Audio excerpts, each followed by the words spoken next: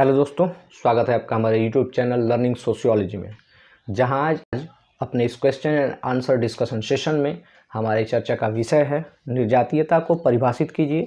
भारत में निर्जातीय आंदोलनों के वृद्धि के लिए जिम्मेदार कारकों पर चर्चा कीजिए। तो चलिए हम अपनी चर्चा को शुरू करते हैं और सबसे पहले बात करते हैं निर्जातीयता की।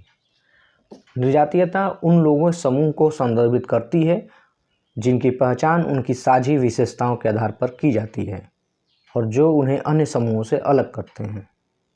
इन विशेषताओं में वंश, भाषा, संस्कृति, धर्म, रीति रिवाज और परंपराएं शामिल हो सकती हैं। जातीय पहचान अक्सर अपनेपन की भावना और साझा ऐतिहासिक अनुभव से जुड़ी होती है। भारत में निर्जातीय आंदोलनों के विकास के लिए जिम्मेदार कारक भारत में जातीय आंदोलन ऐतिहासिक, सामाजिक, आर्थिक और राजनीतिक कारकों के संयोजन के कारण बढ़े हैं। प्रमुख कारक: पहला, औपनिवेशिक विरासत।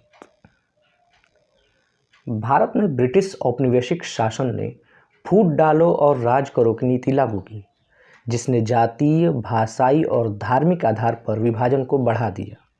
औपनिवेशिक काल के दौरान बनाई गई मनमानी सीमाओं और वर्गीकरणों ने अस्थायी प्रभाव छोड़ा, जिसने स्वतंत्रता के बाद जातीय तनाव को बढ़ावा दिया।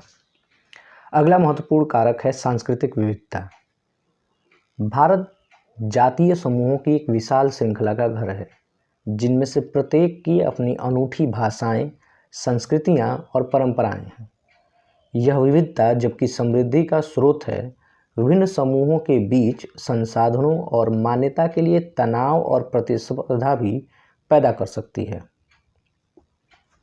अगला महत्वपूर्ण कारण है राजनीतिक हाशियाकरण। कई जातीय समूह राजनीतिक रूप से हाशिए पर हैं और केंद्र और राज्य सरकारों में उनका प्रतिनिधित्व कम है। बहिष्कार की यह भावना समूहों को संगठित होने और अधिक स्वायत्तता की मांग करने के लिए प्रेरित कर सकती है। आर्थिक असमानताएं एक अन्य प्रमुख कारक हैं। विभिन्न क्षेत्रों में आर्थिक असमानताएं और असमान विकास अक्सर जातीय विभाजन से मेल खाते हैं।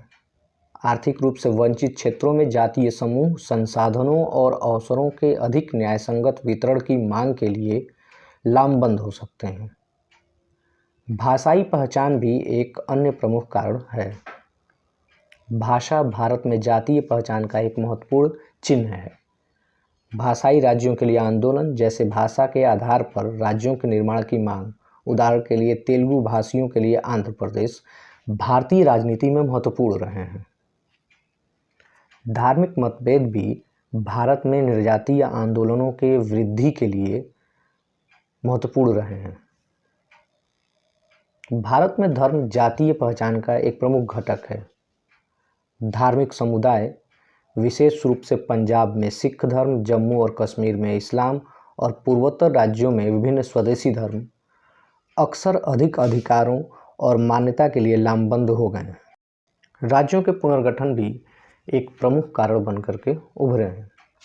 राज्य पुनर्गठन आयोग की सिफारिशों के बाद 1956 में भाषाई आधार पर राज्यों के पुनर्गठन से भाषाई और जातीय पहचान को मान्यता मिली। हालांकि इसने अन्य जातीय समूहों द्वारा राज्य की मांग के लिए एक मिसाल भी कायम की थी। पहचान और स्वायत्तता आंदोलन। कश्मीर, नागालैंड, मिजोरम और मणिपुर जैसे क्षेत्रों में स्वायत्तता और आत्मनिर्णय के लिए आंदोलन प्रमुख रहे हैं। ये आंदोलन अक्सर जातीय पहचान को संरक्षित करने और स्थानीय मामलों पर अधिक नियंत्रण हासिल करने की इच्छा से उत्पन्न होते हैं। वैश्वीकरण और आधुनिकीकरण एक अन्य प्रमुख कारक है। वैश्वीकरण ने महत्वपूर्ण सामाजिक और आर्थिक परिवर्तन लाए हैं, जिससे जीवन के पारंपरिक तरीकों के लिए कथित खतरों की प्रतिक्रिया के रूप में निर्जातीय पहचान को फिर से स्थापित किया गया है। आधुनिकीकरण और प्रवासन के कारण जातीय समूहों के बीच जागरूकता और लामबंदी भी बढ़ी है। हालांकि कानूनी और संवैधानिक ढांचे ने भी भारत में निर्जातीय आंदोलनों की वृद्धि में योगदान दिया है।